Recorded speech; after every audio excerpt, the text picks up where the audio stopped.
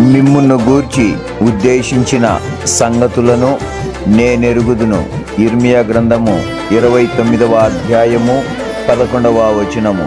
Praise the lord. నీవే కృపాధారము త్రియేక దేవా, నీవే క్షేమాధారము నా యేసయ్యా. నూతన బలమును నవనూతన కృపను, నూతన బలమును నవనూతన కృపను నేటి వరకు దయచేయుచున్నావు. నిన్నే ఆరాధింతును పరిశుద్ధుడా.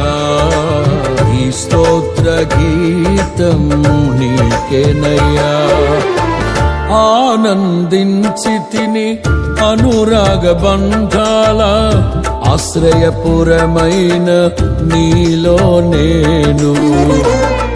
ఆనందించి తిని అనురాగ బంధాల ఆశ్రయపురమైన నీలో నేను. ఆకర్షించితివి ఆకాశము కంటే ఉన్నతమైన నీ ప్రేమను చూపి,